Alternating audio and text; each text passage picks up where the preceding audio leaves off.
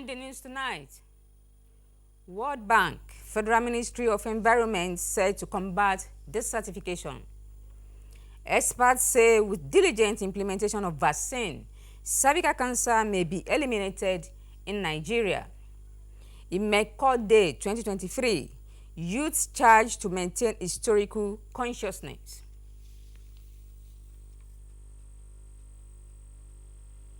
And thanks for joining us on NTA Jabode News at 7.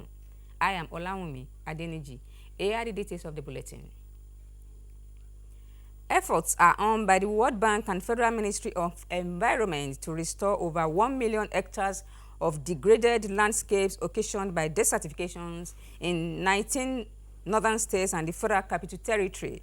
Charles Alpha reports that the efforts are in the form of distribution of operational logistics to MDAs for the implementation of the agroclimate resilience in semi-arid landscapes.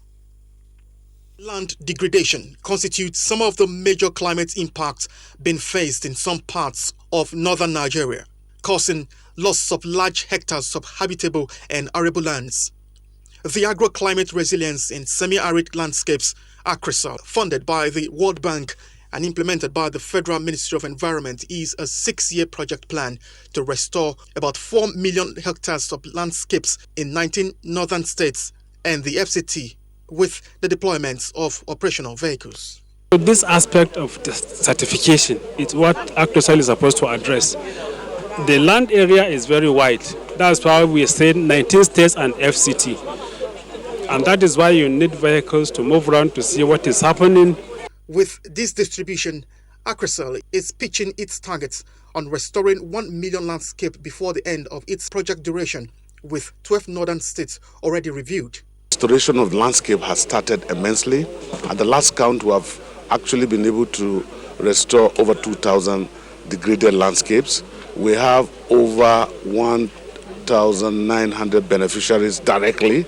Our expectation is by mid-year review time frame, we would have been able to deliver more than 60% of the goals. We're going to pledge to support them at any capacity they want us to do. About $700 million has been earmarked by the World Bank for the project, and it is expected that this gesture will spur the implementation ministries, departments, and agencies to show commitments and ensure timely delivery on the project. Charles Alpha, NTA News.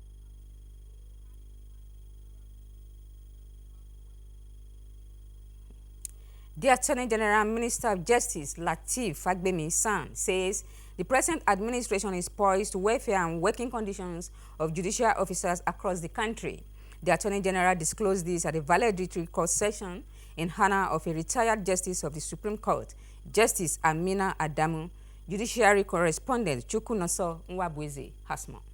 Valedictory court section here at the nation's apex court, though ceremonial, is quite significant as it marks an end to the professional career of one of Nigeria's finest jurists, Justice Amina Adamu Augi, who retired on the 3rd of September 2023 after attaining the mandatory retirement age of 70. The Chief Justice of Nigeria, Justice Olukayode Ariwola, who presided over the session, set the tone for the outpouring of encomium on the retired justice. His Lordship is a rare gem, an unblemished symbol of humility and piety. Her judgments are not only incisive, but equally analytical and rich in content and context. The Attorney General of the Federation and Minister of Justice, Lateef Fagbemi-SAN, while commending Justice Augi's contributions to the growth and development of the nation's judicial system, emphasized federal government's determination to transform the working conditions of judicial officers at all levels. We are also appreciative of the greater goal of achieving a true independence for the judiciary, which can only be achieved through a comprehensive and sustainable reform process which requires attention to details. You will be remembered, your words are in the law report, and for the next 100 years, generations to come will read it, that this is what Justice Adamu Augi said in this judgment. Decisions of the courts in this country have been responsible for keeping this country together, I would always say. and my Lord is a major contributor in the sustenance of this country. The celebrant in her valedictory speech recalled with nostalgia her 45 years of service to Nigeria and humanity. Being a Supreme Court judge entails the weighty responsibility of safeguarding the Constitution, ensuring legal accuracy, and protecting individual rights. Despite all that, and the challenges and intense scrutiny they face, their commitment to upholding the rule of law remains paramount and unwavering. Called to the Nigerian bar in 1978, rising through the ranks of the legal profession, Justice Augie was sworn in as a Justice of the Supreme Court on the 7th of November 2016. She is a renowned scholar, a life bencher, as well as a fellow of the Nigerian Institute of Advanced Legal Studies. Chukwunonsonwa Bueze, NTN News. A multi-sectoral approach is required to ensure the successful rollout of cervical cancer vaccine in Nigeria, slated to begin 24th of October in 16 states across the geopolitical zones.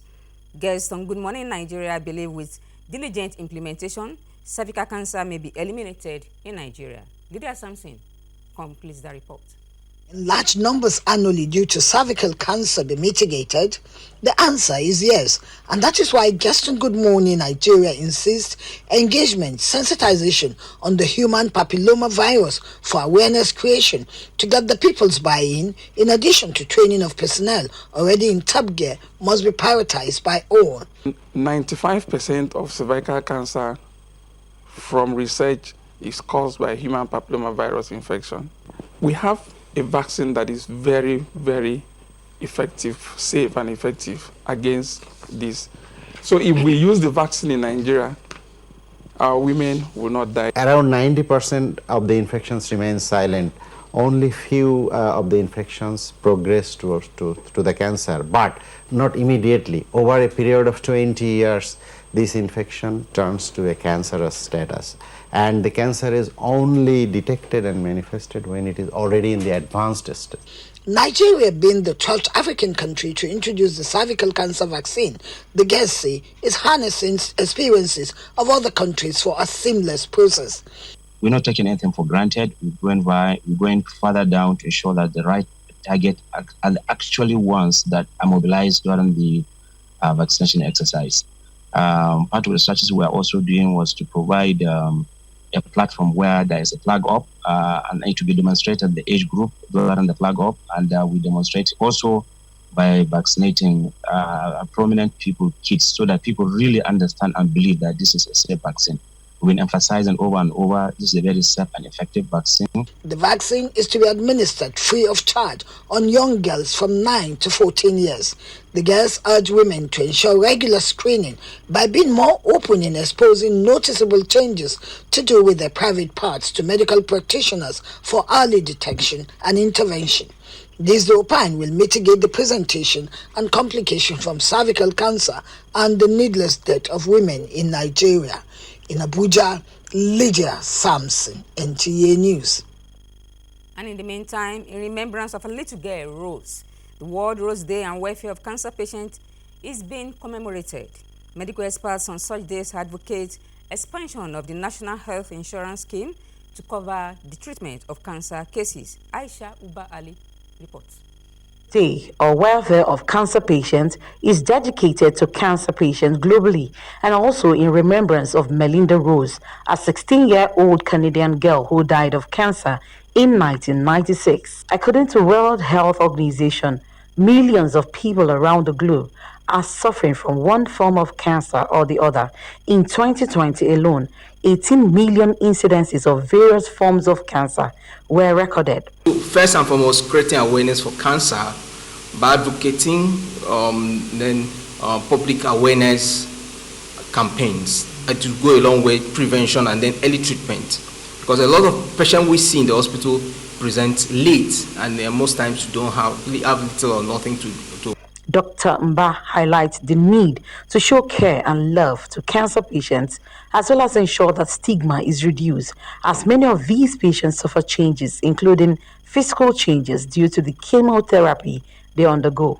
NHIS coverage in Nigeria generally is very poor. If government can up that and make it wider coverage in NHIS generally, and in particular for patients with cancer, it's a time for us to give cancer patients some benefits in terms of this national cake of NHIS, because most of the drugs they need to take are not covered by the NHIS.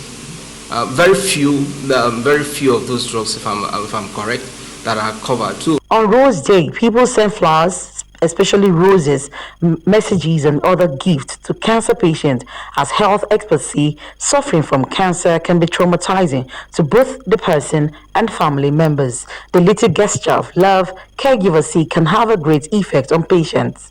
The day also serves to spread further awareness about cancer, raise funds for cancer research, and to sensitize people to what cancer patients go through. It is worth noting that the pack for the day, Melinda Rose, who had just 2 weeks to live, as diagnosed by doctors, died 6 months later. She used those months to write several poems and songs. In Abuja, Aisha Ubali, NTA News. You're still watching NTA Jebo Day News. There will be more reports after this break. My son, calm down now. Why do you sweat like Umrova? My uncle no go bite. Uncle! Uncle, meet Andy. He has come to ask for my hand in marriage. Good morning and good afternoon, sir. What about good night? Are you seeing a movie? What nonsense! Son, you are in control. No, sir. It's my parents in the village. I'm doing a video call since they can't be here. Bẹ̀rẹ̀kẹ̀tẹ̀ jẹ́ àǹfààní ọgọ́rùn-ún mẹ́fà owó ìpè ọ̀fẹ́ àti àfikún ìdá ẹ̀ẹ́dẹ́gbẹ̀rin ní gbogbo ìgbà tó o bá fowó sórí ẹ̀rọ ìpè rẹ pẹ̀lú àfikún tó tó ìdá ọgọ́rùn-ún lórí ètò dátà.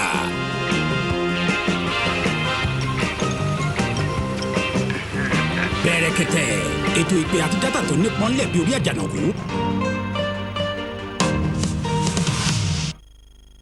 You are welcome back, and we are glad to have you back. Imeko youths have been charged to maintain the historical consciousness of Imeko land because of its complexity and dynamism. The international renowned historian emeritus, Professor Anthony Ijaola Ashiwaju, stated this in a public lecture organized as part of activities to celebrate the 45th Imeko Day. Lukman Adefeso's report is presented in this package. The public lecture organized 45th Imeko Igbirekoti Day Celebration 2023 with the theme Igbirekoti Festival Imeko Day in Historical Perspective was very symbolic because it coincided with the 130 years of resettlement of founders of Imeko after the Dahomey War, which ravaged the ancient town in 1882. In his lecture, the renowned historian Emeritus Professor Anthony Ijaola Ashiwaju, who is also a son of Imeko land, recalled the history placed on Imeko on the geographical map of the ancient towns, with emphasis on first settlers and focus on kings who have ruled the town from the beginning to date. Describing Imeko town as complex and dynamic, he recommended the Onimeko of Imeko for supporting the public lecture and making it a week-long celebration, as it provides platform to tutor the youth on the history of Imeko town. 1893 is 130 years of the settlement. The old Imeko that was here, that was destroyed by Dahomey in 1882, was moved from the Ahorole side in the early years of the 18th century. The Onimeko of Imeko, Oba Benjamin Alabi Olanite, and the chairman of the occasion, Chief Paul Adejobi, the leaser of Imeko land, was buttressing the lecture, called on political leaders who are sons and daughters of the land to prioritize the interests of Imeko, because the land is in serious need of developmental projects to take its place of pride. Other speakers, including Comrade Olusegun Aninkan, spoke on strategic plan of Imeko land and the need to actualize it through collective efforts.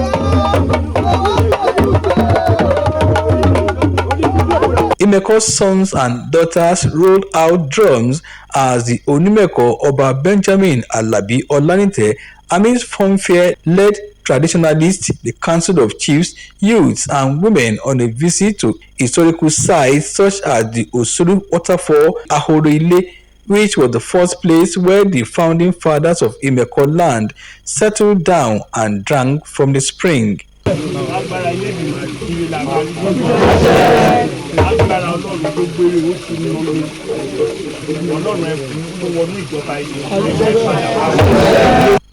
The activities which showcase the rich cultural heritage of Imeko people features several masquerade displays. Similarly, a special Jumat has been held at the Imeko Central Mosque as part of activities marking the 45th Imeko Day celebration, where the Chief Imam, Sheikh Abdul Karim Abdul Mujib, urged Nigerians to have special love for their community as Allah has special reward for such person. Lukman Adefesos report that the Chief Imam, Sheikh Abdul Mujib, in the special Jumat sermon, called on sons and daughters of Imeko to be faithful and always have special love and interest towards the development of Imeko land. The Chief Imam, while appreciating God for witnessing the 45th Imeko Day and 130th resettlement anniversary, he admonished the congregation to be closer to God and serve Him wholeheartedly. The Federal Road Safety Commission has flagged off Ember Month safety campaign to ensure accident-free monitoring during the Yuletide period. Bumi Idowu completes the report. The Ember months, which mark the end of the year, are filled with festivities, celebrations, and higher frequency of traffic. That is why the Corps Commander, RS-11 Oyo Sector Command, Joshua Olufemi Adekonye, flagged off the Ember safety campaign in Igbeti, Ogbomoso, and environs. He asked motorists to exercise patience, observe speed limit, and ensure that vehicles are in good condition before driving on the highways. And the essence is just to remind ourselves, the road users, about the dangers always associated with Ember months. To advise the general motorists not to speed during this period, and they should not even overload their vehicles. We must drive responsibly, obey traffic rules, and respect the right of the fellow road users. Moreover, avoid overloading underscores the importance of ensuring that our vehicles are not carrying more than they can safely handle. Members of the Road Transport Union said the enlightenment campaign will be sustained among their members within the zone. Members of the National Youth Service Corps, as part of the event, demonstrated safety and rescue procedures.